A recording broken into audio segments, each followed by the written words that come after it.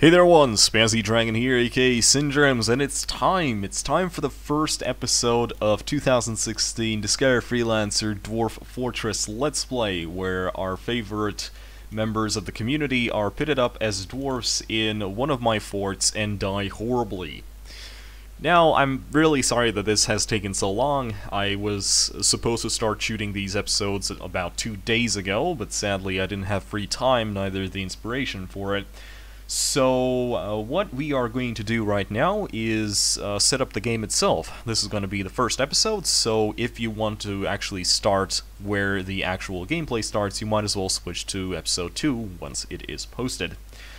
It is almost 11 in, a Saturday, so I have some plans today, so I want to do this now, and then do everything later.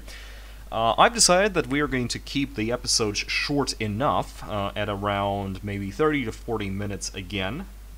It was a really good time, good length of time back then, and hopefully it is going to be a good enough length now. So, as usual, I'm using the Lazy Noob pack for Dwarf Fortress. This adds things like tile sets, some advanced commands, for example, for managing your dwarfs and managing equipment in general. And we are going to start this episode by actually creating the world, and I'll try to explain what exactly is it that we're going to do. So up here we are going to generate the world itself. We are going to make a small-ish world with a medium-ish history. This will allow things to happen for us to kind of jump in the middle of. We are going to make sure that there's a lot of civilizations and a lot of sites for them to spawn in. We are going to leave the number of beasts to medium, natural savagery to medium, but we are going to make things a little bit harder for us and make mineral occurrences such as ores and jewels to be very rare, so that we can actually sort of feel this sort of, when we do find something, it's like, oh, wow! So right now the world is generating, taking advantage of exactly one of my 8 cores on the FX 8350, I mean. And as soon as the world has been generated, we can actually start the embark itself. Over here, I have my little notepad with the current settings, the original 7 dwarfs that we're going to start off with. It is going to be Abdaf, John Wilkins, James Greed, Protege, Thurzul, Skorak, and Radian. And as soon as we actually start, I'm gonna wait for the game to actually start before I start renaming them. And all that I remember from the thread so far is that Protege wanted to be the jeweler, and we are going to start distributing all of those skill sets a little bit later. Okay, I think this is going to be enough. We are going to press enter to pause and or finish the game's generation of our world map. And the moment we are going to do that... also, by the way, yes, I'm not playing any music in the background because I'm pretty sure that each of us has their own taste in music, so I'm not playing any music, and this will allow you to open your own preferred playlist in the background and listen to that instead. So, you can stop the generation now. There we go. Use it as it is right now.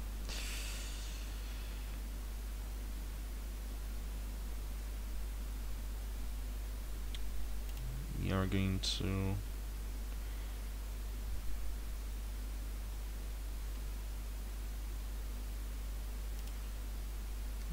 going to continue it a little bit. There we go.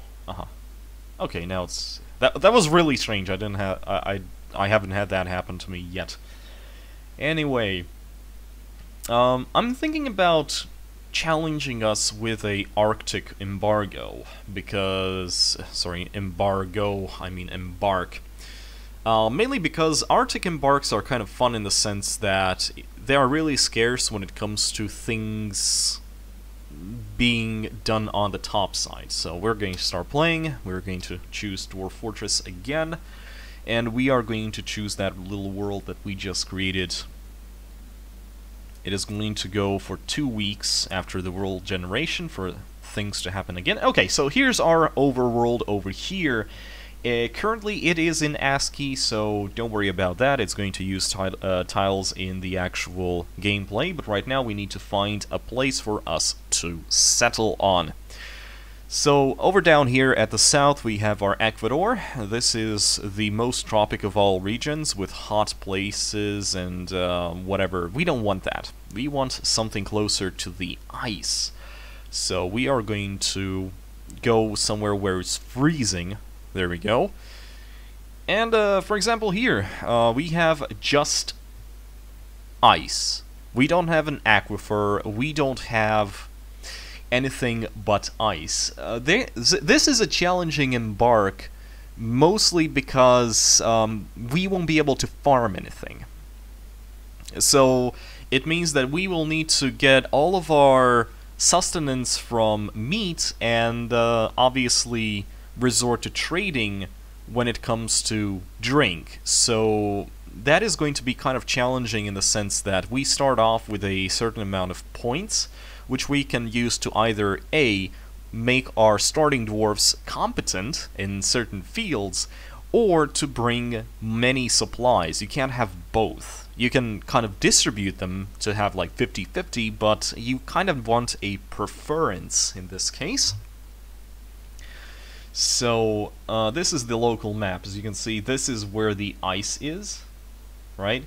So let's actually move around and see if this changes a little bit. In F1 we can actually view our biome. So this is the ice biome, and this is the shrubland, woodland kind of freezing biome. So it is going to be between two biomes, which probably is a good idea if we want to make sure that at least some of our embark area is habitable, so to speak. But this is not what we want. We want something challenging, so that is exactly where we're going to go. We are going to go into the ice. There's only ice. There's nothing else. It's freezing. There's no trees. There's no vegetation that we can farm. We are in Untamed Wilds, which means that there's a lot of angry things going around. And if we press tab to check up on what kind of things we have dwarves, elves, goblins, humans. No tower, though, so at least that is going to be a little bit easier for us. So, I suppose that we are just going to go with this for now, and see how far we can actually survive, because it's a lot harder than it seems. Are you sure you want to embark here? This is your only warning. Basically, the game is saying, are you mad? Yes, and we are going to prepare carefully. So, this is the preparation screen. As I already said, down here we have the amount of points we have left. There are our 7 dwarfs that we're going to start off with, and if we press tab, this is all the stuff that we're going to take with us. Now, as I already said, things are going to be kind of complicated because we don't have any place to farm. So, seeds are going to be completely useless to us. There's nowhere to farm, so we don't need these seeds. Spawns as well. Spawns are the same as seeds, just for mushrooms that grow underground. What we will need is another copper pick, because as we can see in this little setting that we have, we need 3 miners, a woodcrafter, and 3 farmers. Now, considering I made this before I decided we want a Arctic embark, these 3 farmers might be better replaced with hunters. So what we're going to do now is we're going to leave 2 picks, because we will not need a huge amount of you know, farming material. We will not need to mine a lot because there's nothing to mine. What we want to do is to have 3 battle axes, because those 3 miners are actually going to be our hunters. They are going to be the ones that are providing all of the sustenance needed for us. We are going to ditch the anvil because there's no ore to mine, which is problematic, obviously. And it will also free up 100 points for us, and this is where things get a little bit interesting. I am going to leave Plumphelm spawns just in case we end up having a little bit of farming space. I really doubt that we will, but they only cost 1 point, so I'm not really that, you know, worried about that. Now, here's the thing. We don't need, we will save 2 buckets. 1 bucket for a, we will need 1 bucket for a well, just in case. We don't need crutches, we don't need wheelbarrows or step ladders. This will free us even more points. In order for us to get the following, I want 5 female dogs, and I want 2 male dogs. Actually, let's make it 6 females, 2 males. This is going to help us with our defense and our offense because we can train these dogs into war dogs or hunting dogs. These are really good starting units, and I will want to have them up as much as possible. Now, as I already said, this is a bark, which is really problematic for self-sustaining because we don't really have a lot to drink. In order to make drinks, you need things you can distill into alcohol, and since there is no farmland available, we won't be able to grow our own crops, so we'll need to import them. So, with that in mind, we will need to stock up on dwarfen wine like this. We actually will want to get a lot of it. I think we would need around like 100 units maybe. Like this. There we go. 100 units of this, 100 of this. As I said, the spawns are going to be kept here just in case. And everything else is kind of pick and mix, really. And now comes the hard part. Okay, how many picks do we have? 2. Okay, so we will need 2 competent miners. Sorry. There we go. We will have 2 competent miners. Then we will have I think a stonecrafter and a jeweler. So that is going to be our... Where is it? Oh, there it is. Mason. He is going to be our competent mason. As you can see, points go down really fast when you're doing this. And we will also want him to be a butcher, because that's going to be our primary sort of skill. Okay, so the next one is going to be our crafter. He is going to be our woodcutter slash... Actually, no. We don't have any wood. We don't have any trees present, so we don't really need to. He is going to be our competent carpenter and woodcrafter. There we go. Okay, and this is going to be our hunter. Basically, that is the same as ambusher. He is going to be competent, and this guy is going to be competent, and this guy is going to be competent. So all of these 3 people are going to be the guys who run around and chop things to pieces. So animal trainer, we can enable that later. But one of these guys at the top is going to be our tradesman, so he will need to be a really good appraiser. So we are going to pull all of that points into appraiser. I know this is not the best way to do it, but this is something we need. And we still have 171 points that I would like to put into something else. For example, wood. You need wood to make beds, so I would like to have... I'm going to quickly check if there's something that is less than 3. We don't have anything less than 3. So we want to have 20 wood, and after that I also want to have some stone, like here. And again, there's probably nothing smaller than 3, sadly.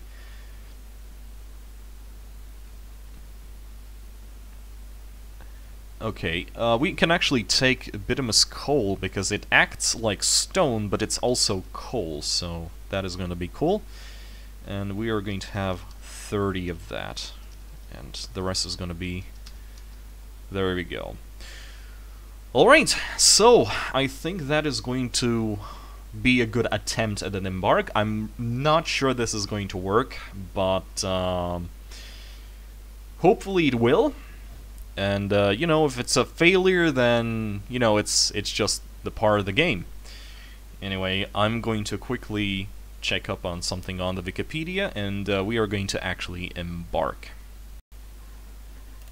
Alrighty then, boys and girls, I have returned from my Wikipedia, and, yes, it is going to be kind of possible to, you know... survive in this embark, and hopefully I have everything that I need for this, so let's just embark. I obviously picked a random name, so... You've arrived! After a journey from the mountain homes into the forbidden wilderness beyond, your harsh trek has finally ended. Your party of 7 is to make an outpost for the glory of all of the Asmil Cassaz, so that is our, sort of dwarven community name. There are almost no supplies left, apart from the millions that we stocked up, but with the stout labor comes sustenance, whether by bolt, plow, or hook. Provide for your dwarves, or leave them starving. You are expected a supply caravan just before winter entombs you, but it's spring now, enough time to develop secure lodgings, ere the polar bears get hungry. Uh-oh.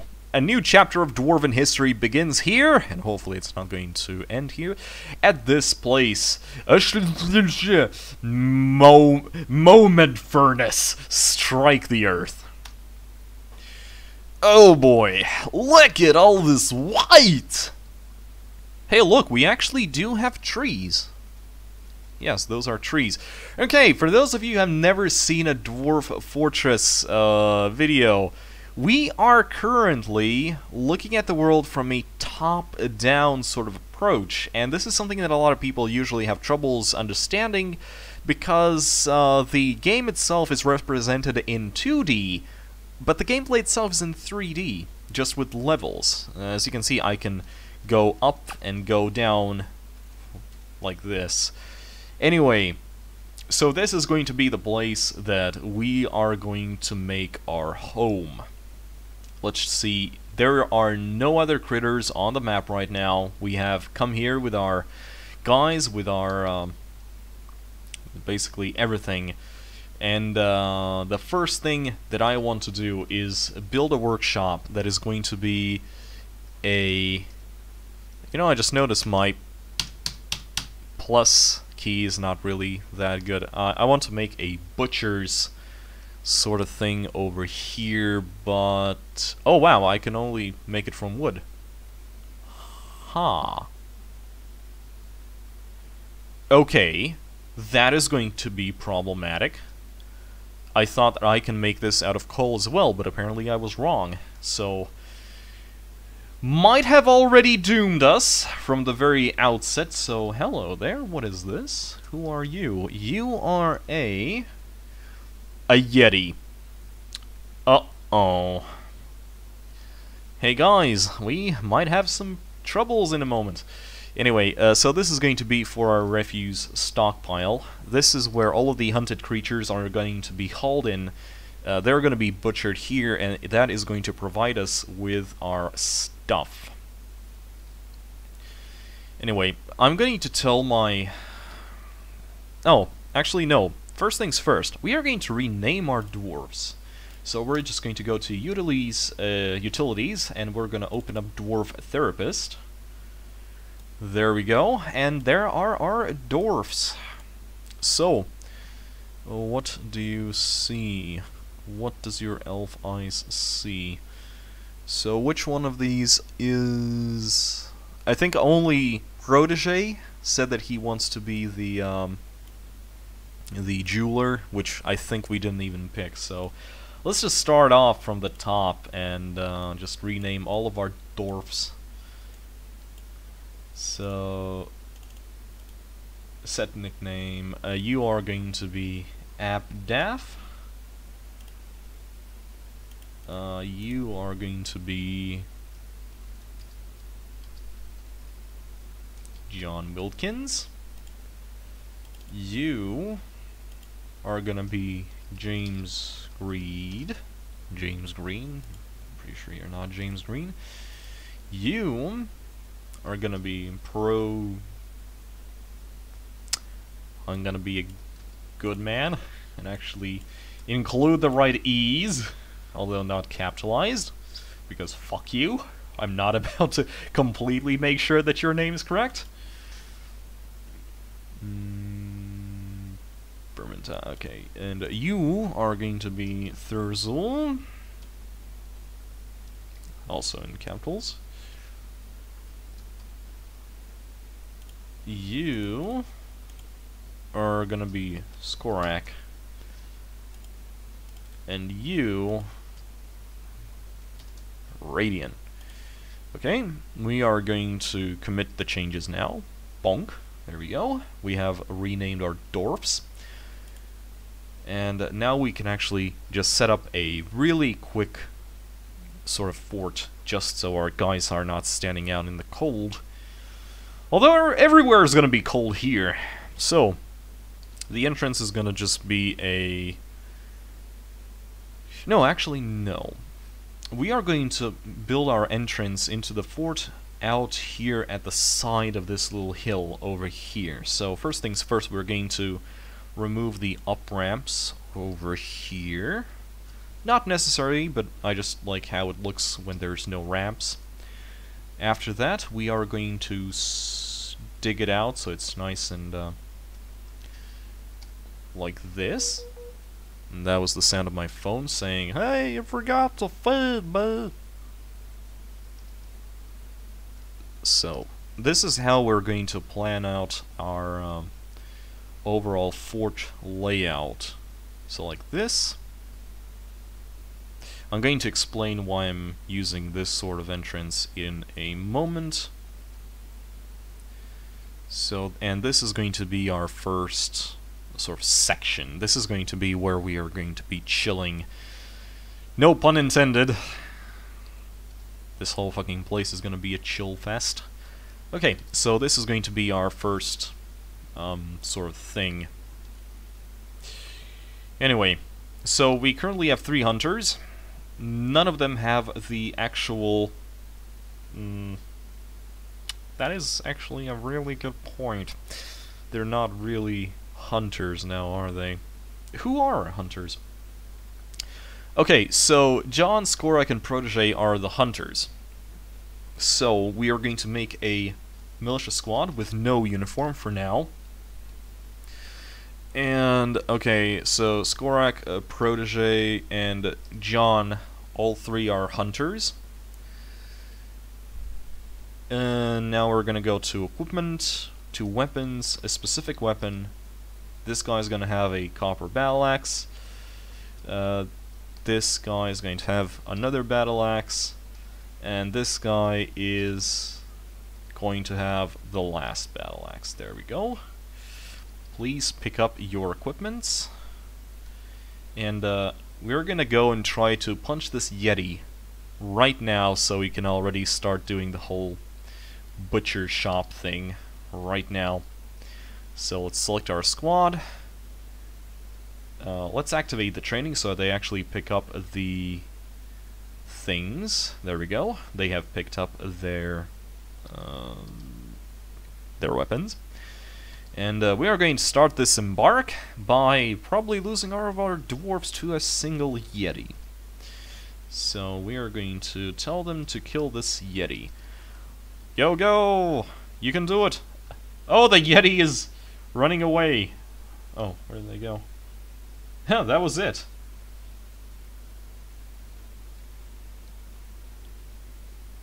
That Yeti is running away. And there we go. We have killed them. These guys can Okay, that's not okay.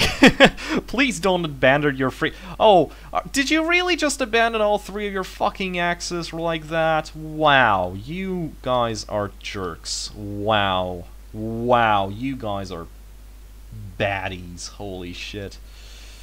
Okay, let's make a small pile here so they actually go and retrieve the weapons just in case. Okay, who is our butcher? The mason. So hopefully the mason is also going to go and retrieve this Yeti corpse and start butchering them right now. Oh, actually, yeah. About refuse. Dwarves gather refuse from outside. So, okay, now they should go pick up the Yeti corpse, hopefully, at some point. Yeah, there we go. There goes our mason. He is going to start butchering these guys now. Which is going to be... Okay, how are you guys doing over there? Nice, nice, not bad. Okay, let's quickly set up someone who does building design. We will need that in a moment. And the first thing we're going to do is set up a trade depot over here. Oh, it is blocked? Oh, that's because it hasn't been mined out yet. There you go. Now it is. So we're going to place our trade depot over here. No, not bad. Okay. It's okay. We can actually we can build things out of ice here, so I didn't really need to worry about that coal. So that's just gonna be a added bonus feature, so to speak. Anyway, I'd like to place our dogs over here. So this is going to be where our dogs sit. You know, I just noticed we don't have any cats, which is gonna be problematic because where there's food being gathered, there's cats. Sorry, there's vermin, and we will need the cat to do things. Did you haul this thing? Oh, yeah, there's the Yeti being hauled. Very nice. The more we stock up on trade depot destroyed by what? Bitch, you what?